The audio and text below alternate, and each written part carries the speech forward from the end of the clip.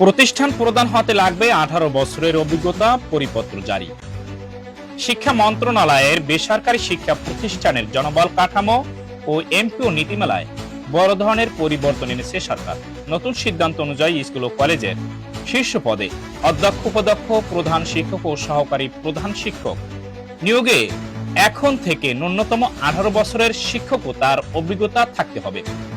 মঙ্গলবার 10 মার্চ বিকেলে জনবল কাঠামো সংক্রান্ত একটি পরিপত্র জারি করা হয়েছে। আগে এসব পদে নিয়োগের ক্ষেত্রে 12 থেকে 15 বছরের অভিজ্ঞতা প্রযোজ্য হলেও এখন তা বাড়িয়ে 18 বছর করা হয়েছে। সংশ্লিষ্টদের মতে লিখিত পরীক্ষার মাধ্যমে নিয়োগ হলে তুলনামূলকভাবে জুনিয়র শিক্ষকরা এগিয়ে যেতে পারে, এমন ধারণা থেকেই অভিজ্ঞতার সময়সীমা বাড়ানো হয়েছে।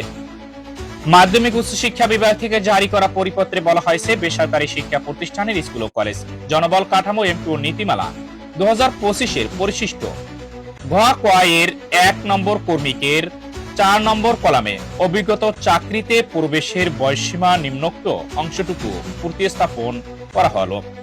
উচ্চ মাধ্যমিক বিদ্যালয় অধ্যক্ষ, উচ্চ মাধ্যমিক কলেজের অধ্যক্ষ, ডিগ্রি কলেজের উপাধ্যক্ষ পদে এমপিভুক্ত হিসেবে কর্মরত অথবা এমপিভুক্ত হিসেবে ডিগ্রি কলেজে, উচ্চ মাধ্যমিক বিদ্যালয়, উচ্চ মাধ্যমিক কলেজে, স্কুল অ্যান্ড কলেজে প্রভাষক অথবা প্রভাষক ও জ্যেষ্ঠ প্রভাষক বা সহকারী অধ্যাপক পদে মোট 18 বছরের শিক্ষকতার অভিজ্ঞতা থাকতে হবে।